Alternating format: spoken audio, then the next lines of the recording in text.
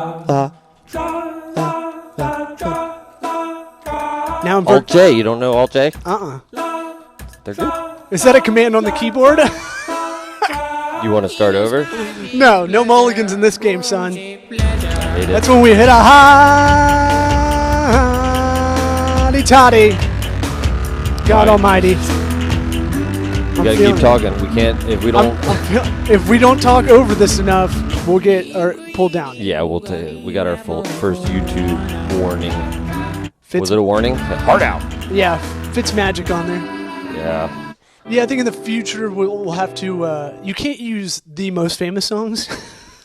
Right. Yeah, that one was actually called Fitz Pleasure. Yeah, but I mean. I know, but I was just doing it to like bridge the two. Yeah, we should have done a song that was our own parody of it and sang it. We should just do karaoke every intro. Yeah. Or that would be the worst idea of all time. Did you turn my headphones off? Did I? I don't know. I feel like you did. Because I can't hear nothing. Hope we can... Oh. Thank you, sir. I thought you wanted them all the way down. Well, I was just saying that if things start popping, it's because these dry-rotted headphones are... Yeah, those are $20 Sam's Club headphones from about 7 years ago when I started the Triple Option podcast. So... Yeah, they're pretty crusty. They're pretty crusty. They are the sluttiest of all the headphones we have in here, and somehow you still keep using them. I don't know why. They're poofy. I like the way they feel on my head. I'd rather go get the Apple cord ones and just plug them in than... Dude, the ones you're wearing now, they always feel like they're wet. They're wet? Yeah. Like moisture local, from water? Like Tampa Bay's local attorney, Fran Hosh, who always looks like she's wet on the billboards. What? Is that what? She always looks like someone just dunked a bucket of water on her like 10 minutes ago. Sure. It's not right after. It's like just like you're not sweating, but you just like got thrown in the pool. Yes, that's the same. I don't know why. It's like a greasy thing. I don't know. Whatever material that is, it's like too slick and it's cold all the... It's gross. I hate testing those things. These headphones are about 15 years old. Hey, welcome to Headphone Podcast Talk. I'll be your host.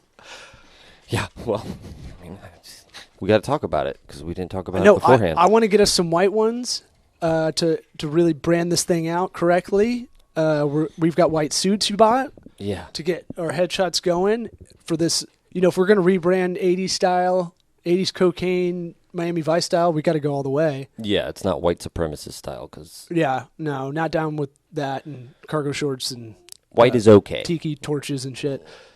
It's not right. I don't need to go to Charlottesville ever again. I've been once. Did you? Mm-hmm. I did. I performed there. Oh. Sorry. Not that right. Not for that. I went to the University of Virginia and did a show, and then we got in a fight with some people at a show with my friend Chris Cheek, who's an attorney. Oh, okay. What'd you do? Actually for the state, so he probably won't like this. Whoops. This is a comedy podcast. Comedy podcast. Wink, wink. It's not real. Not everything we say is real, and so it shouldn't be slander. Did you get your ass kicked? No.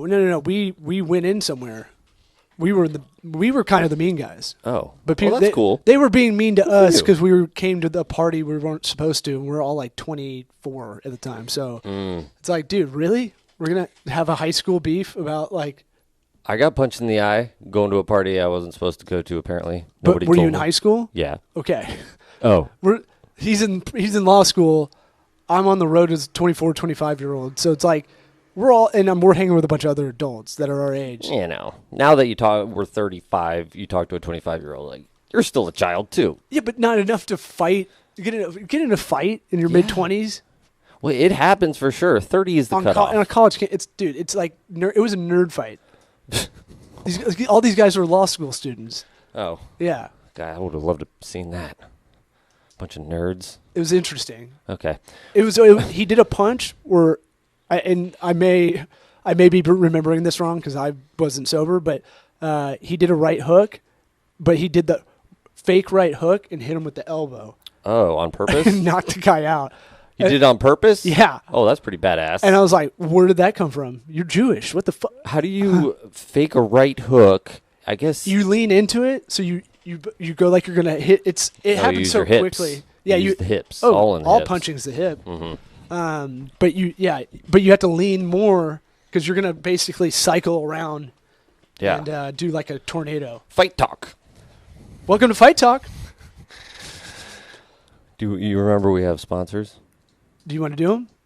Trygrasshopper.com/sweat.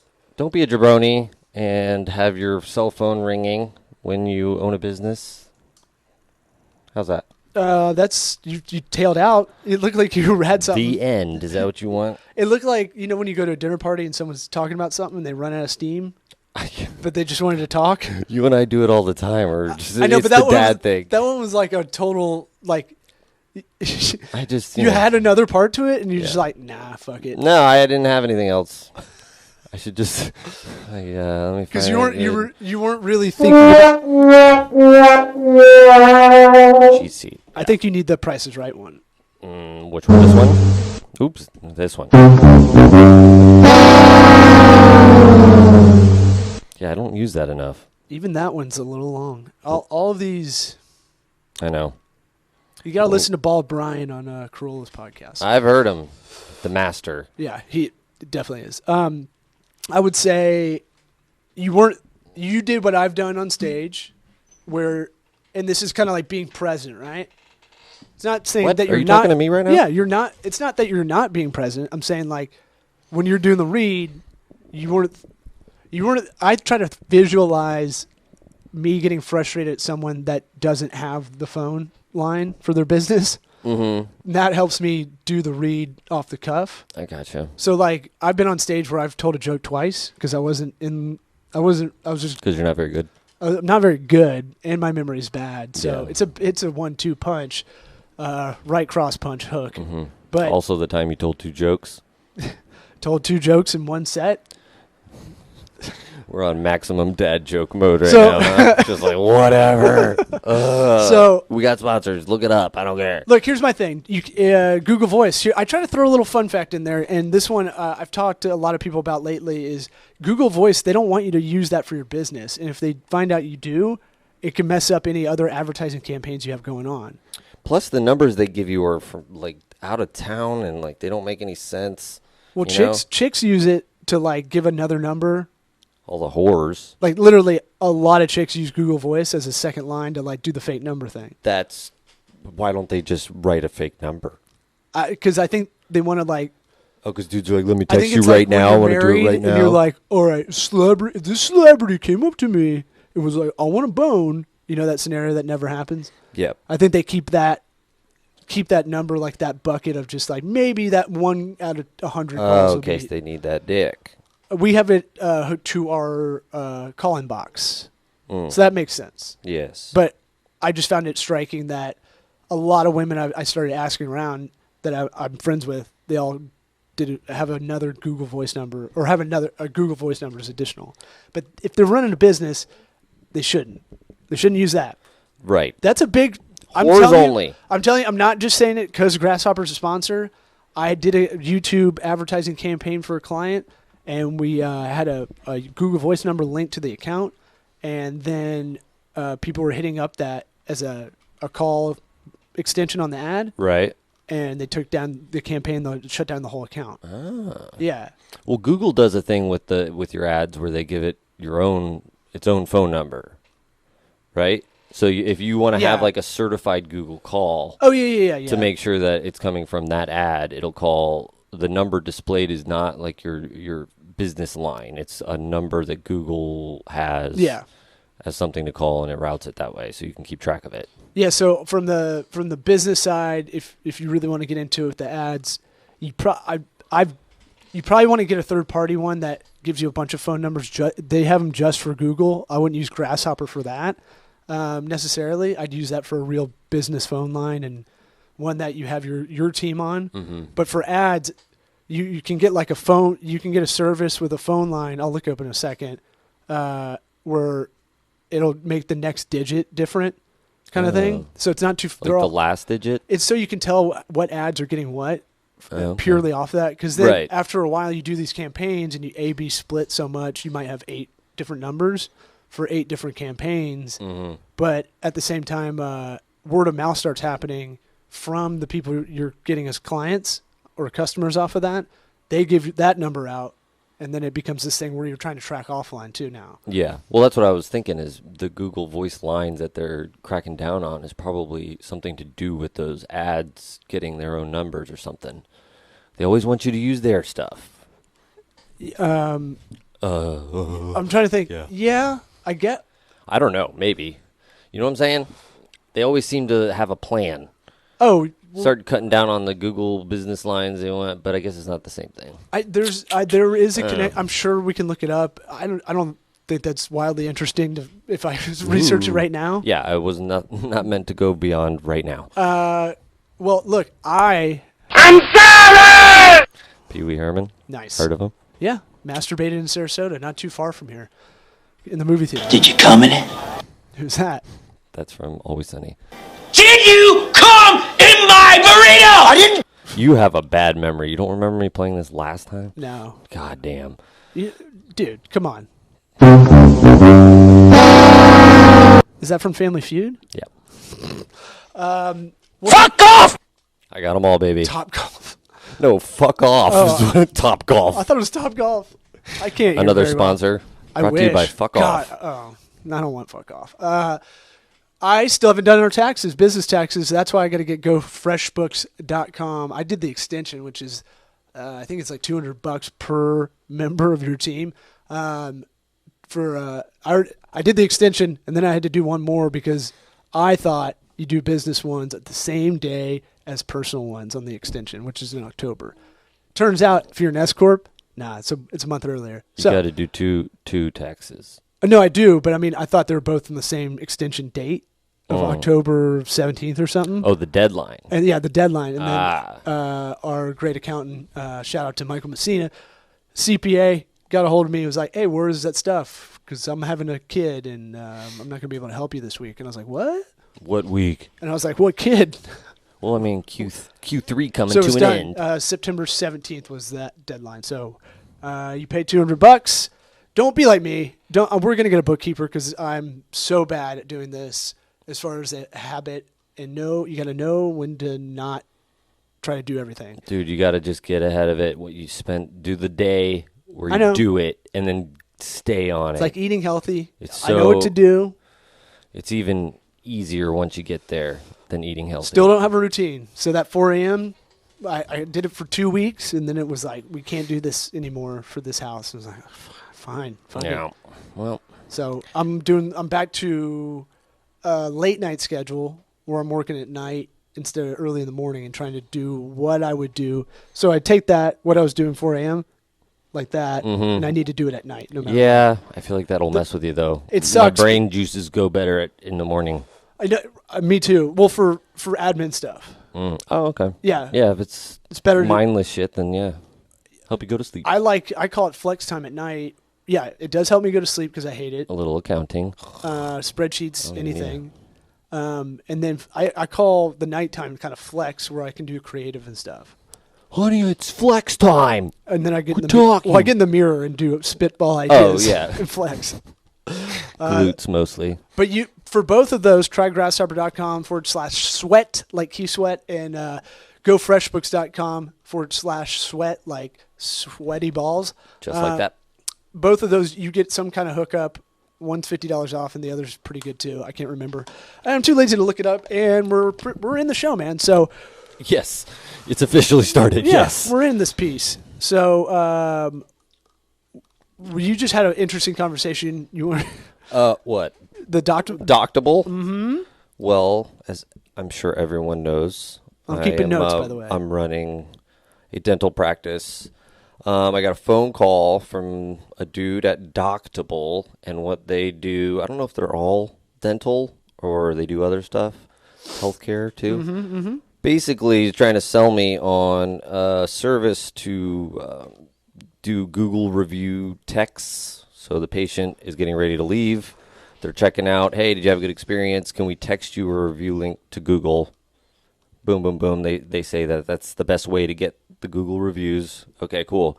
And I'm telling him, or he's selling me the whole time, and I'm telling him, well, we use Bird Eye, and I'm not so sure it doesn't do that sort of thing already. And it was like, oh, blah, blah. He just brushed me off.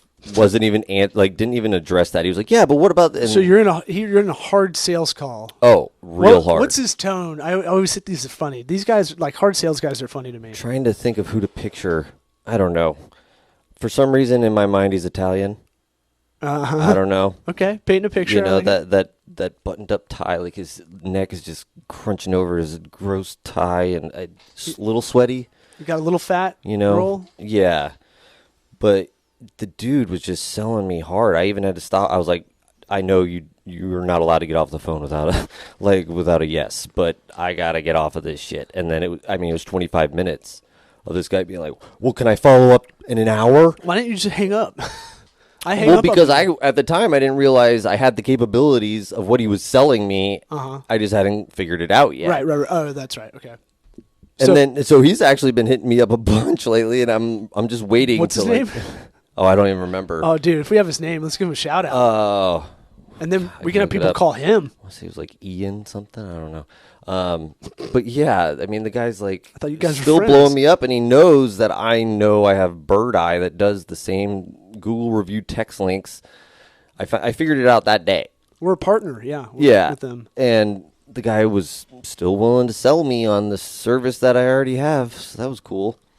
Yeah, there's a thing with sales, hard sales. We're both, when we took that personality test, the advanced personality questionnaire, when we took that almost a year ago, wow, that's weird. It seems like it was a long time ago, but not a year ago. I don't know. Time's moving fast and slow at the same time. Damn, is that right? A year? We took it in November, and it's almost October. You're right. Yeah. Damn. Mm-hmm. Okay. We should take it again and see how much we changed. No. So we're both account farmers. We're both sales farmers. So we build relationships with people long term. We can't sell anything unless we truly believe in it. Yeah.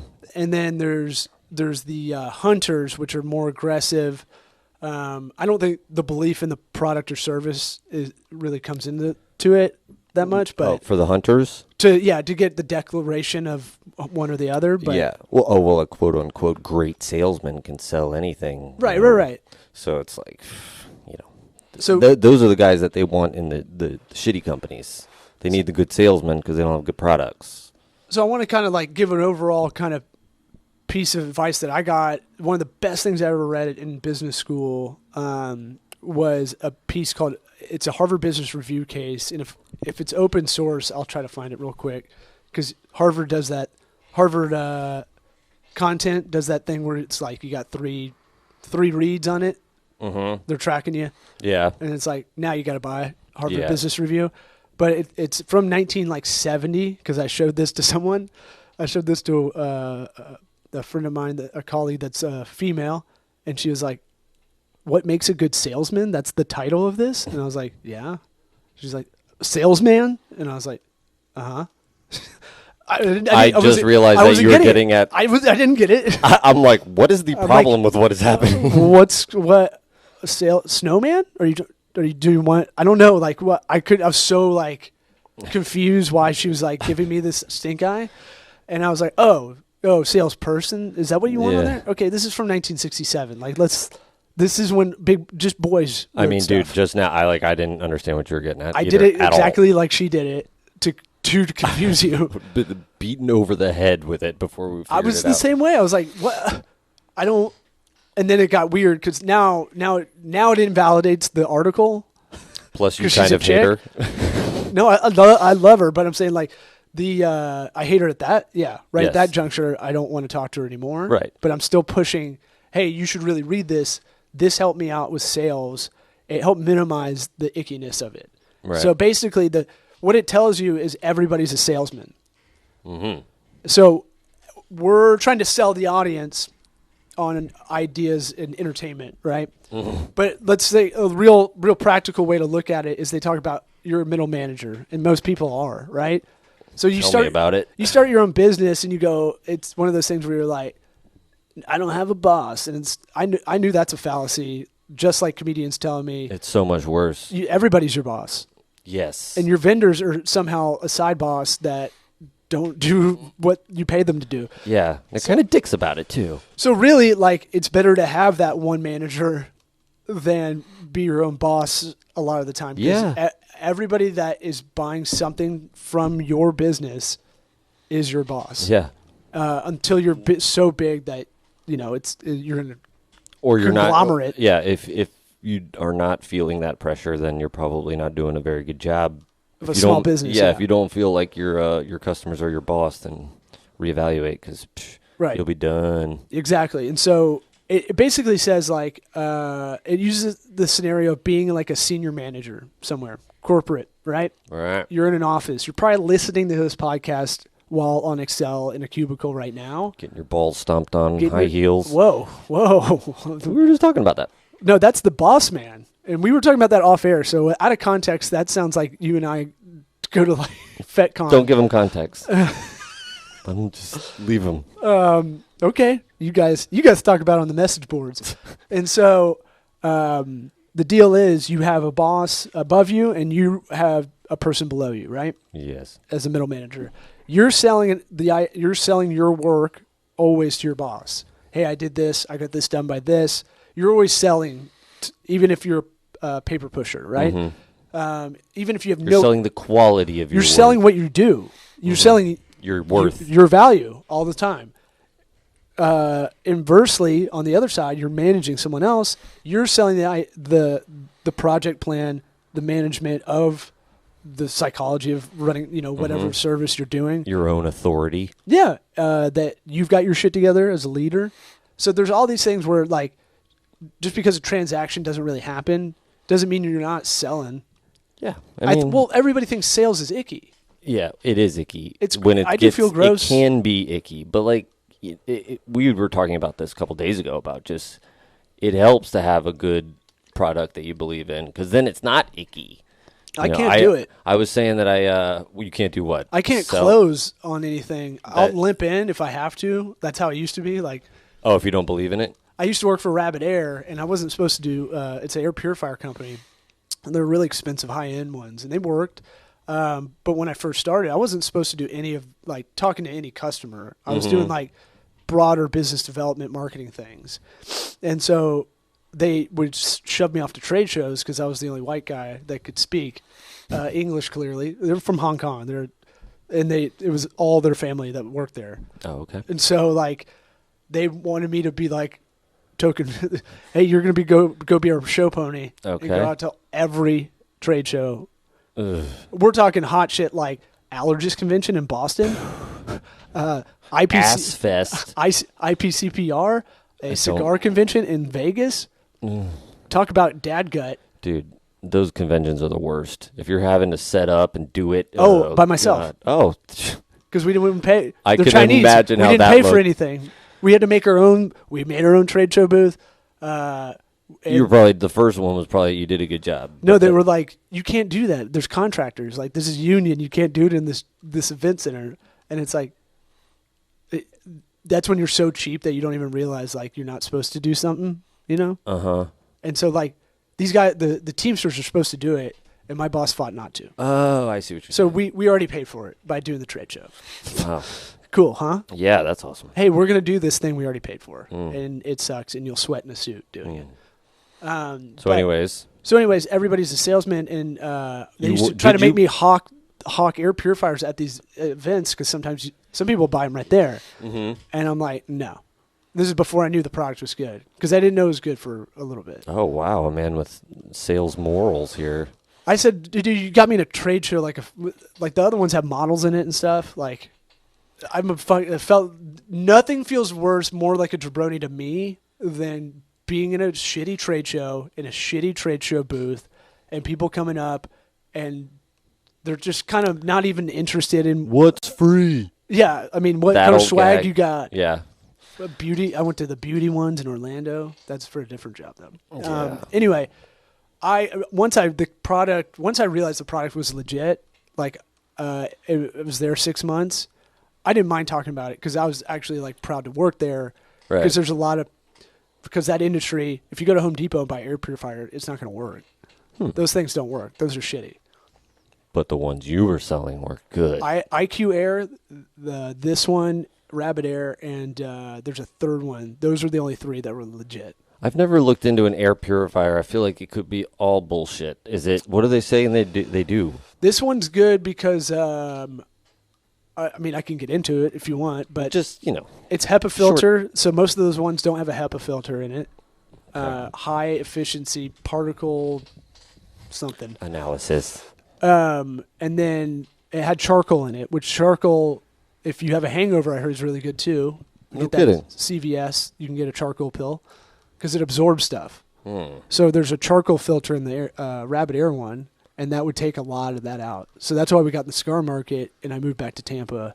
I was like, well, we're Cigar City, so perfect. It just doesn't seem like they could do enough. I kind of want one in here. If I didn't not have beef with them, I'd probably get one. No. I didn't get fired, but I got my contract didn't. Szechuan beef. It didn't get re-signed, so I was like, yeah, that old gag. Yeah, and I was like, there was a thing with every guy there's one dude that would be like the one under the husband and wife, right? The number 3 in the company, and the wife would always fire that person.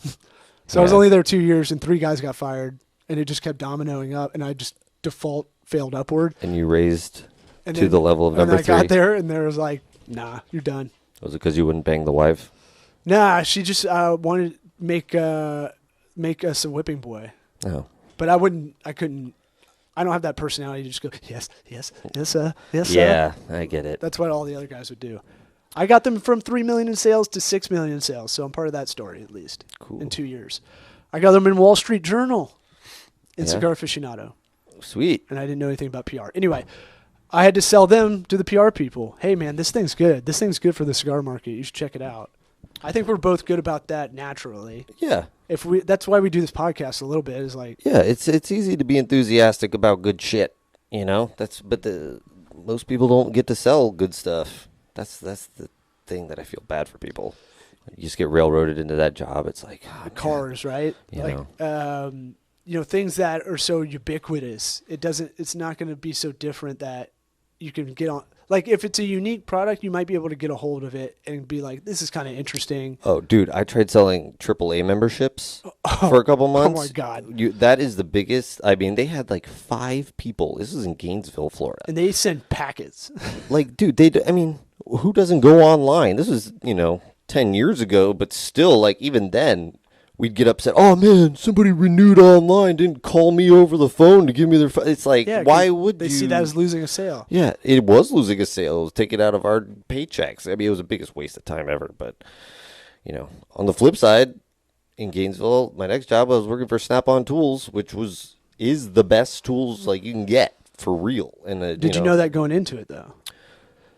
Kinda. Did you just get? How did you walk into this job? Did you just kind of get a job? And well, I had been interviewing all over town, and I was it was whatever. You weren't like, yeah, exactly. I need to be in this area. It was just one of those things, and they actually flew me to Chicago for the day for the interview. Humble brag. Yeah.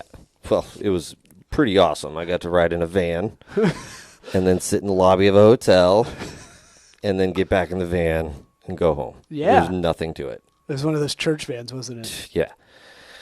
But, it was easy to sell Snap-on. I mean, that stuff, like, legit helps guys do a better job, You gave me one for a wedding gift. It was one of the best ones I got. I use it all the time. That's my go-to gift for the man who gets married is a nice Blue Point tool set. Oh, dude, it's awesome. Like, I'd mount the TVs with it and ratchet it up. Yeah. I don't know how to... I never had ever used that stuff before. And then B... it's so easy and clean. Oh, it's so clean. I like opening up the case. It's so clean and just it's very nice. satisfying. Yeah. Keep everything where it's supposed to be. Yeah, dad boners everywhere. Yeah. Just like, chrome finish on everything. Everything has a spot. Everything's organized. It's mine. Labeled. Yeah, and no one can touch it. Yeah.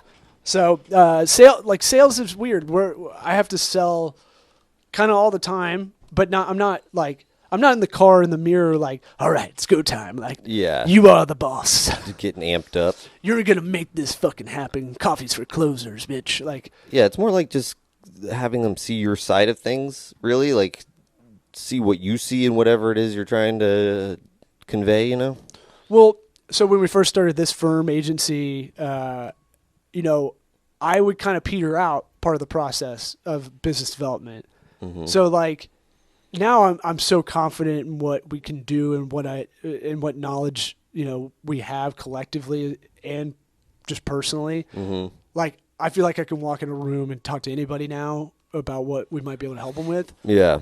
And not delusions of grandeur. Like, hey man, we can get all this shit done. We're going to I never promise, and I don't do hard sales to promise you're going to get X amount of money out of our ads or our marketing strategy. Like I just go, in the past, this is what happens. Now I have a sample size to back it up. Yeah, that's the thing, is you've got the experience and the sample size and the knowledge. It's called wisdom. And the confidence. Experience times knowledge equals wisdom. Nailed it. Nice. But that's the thing with sales is like there's ways to do it, and I've figured unless you have a lot more on this, like the actual face-to-face hard sales stuff or on the phone, all they're getting you to do, you know what they do? They ask you a question instead of answering a question. Right. Would you say you have enough Google reviews, or which is more, 200 or 12? Would you like more? Yeah. And you're like, wait, how Quit many asking me easy questions and just get to the point? You ask them like, how strong is a Google review? Like how much is that going to help? Yeah. Me? And then they'll be like, they can't answer it directly. They try and convince you to convince yourself. They're like, well, did you know you're under a 4.3 right now? Mm-hmm. And that could be really bad. Did you know that being on Google's not everything either? And you're like, you were just telling me it was awesome. Yeah, exactly. So you don't like that? What about this over here? By the way, I made this metaphor via text to a friend who's asking me about Bird Eye, using us for that and for reviews. Bird Eye's legit. Reputation management. We'll put up. We have an affiliate link. We can put it in the episode notes. What I was going to say is I told him with reviews, and you're doing drip text, drip emails like you're talking about. Yep. So someone leaves your spot. It's called a drip email or text, and it's automated. So when they check out by whatever system y'all use, it prompts, hey, 10 minutes later or 5 seconds later, so you get them before they get in the car maybe. Yeah. How's your experience? Now, you need to send just generally to everybody out there, if you're trying to do something like this with Bird Eye or anything else, I said it's like an NFL receiver trying to catch the ball. Mike Evans did not do this Monday night, and he could have got a touchdown. Catch the ball. Chris Godwin, too. Get it at its highest point. Get the ball at its highest point. So you want to get the customer or client at their most excited point, because that's when you're going to get the best review. Right. And they'll write something. You got to get them to write something too. Yeah, that's key. Because anybody can tap 5 stars. It doesn't look real. Like 70 characters or something, I think, is what you want. I go, hey, you could do it guerrilla style like we've done, and you can just get your friends' phones. Yeah, steal your friends' phones and then just write it. Look, there's no honor in the review game. Like, I don't know why Absolutely people like feel like they have to be so moral about. We'll do fake likes on something. We'll do fucking fake, not fake reviews, but we'll do it. We'll grab people's phones. Yeah. And then we'll get the real ones too. It's not like. I think you need a baseline sometimes. I think people think they're going to go, they're like Tombstone's going to have like, he had 10,000 followers on Twitter. Twitter's not going to be around in 5 years. 5,000 of them were real. I think Twitter's going to die. Really? Yeah. My battery is low. That's my new heads up for 33 minutes in, baby. Okay. Yeah. We need to get the NFL chimes for the 2-minute warning. Well, like the NFL films chimes. What is it? Do it with your mouth. Oh, dude, I can't do it. You know it. I can't. It's always the one where they show like old NFL films and they're in the winter, and it'll be like doo doo doo doo. Yeah, oh, yeah. It's not even close, but in my head it sounded perfect. Yeah, but we can do that next episode. We'll bring that up. Okay. Because that'll definitely get taken off YouTube. Yes. NFL don't fuck around. All right, so let's review. Bird Eye good, doctorable sales guy. Sorry, Greasy Ian or whatever your name was. Ian Bell. And tag your ass on Facebook.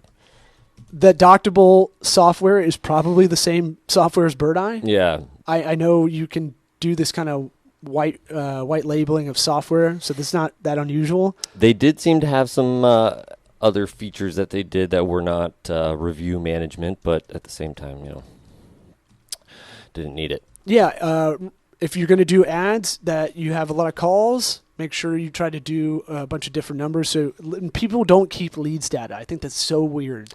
Yeah, it's hard. That's how you budget. That's how, if you have information, and this is what I do with all my clients. Like, I'm like, do you have anything? Like, your gut instinct, what is it? Right. And then let's see if we can, like I'm doing with my accounting, go backwards and remember what everybody did. What this meal was. Is this a write-off? Yeah. Yeah, probably is. Just keep track of it. Stay on top of your shit. Technically, I talk business all the time, so. Yeah. Well. I guess that'll be it. we gotta record another one. Yeah, back to back. But this one won't be live. No. So until next time, sweatequitypod.com and all of the social media things. You got to be direct. You got to say them all. Nope. Yeah. What was the new one we saw? Spotify, iTunes, Apple Podcasts, Google Play. We're on there now. YouTube, LinkedIn, your mom's chest, and Facebook. Yes. All right. We'll see everybody later. Bye.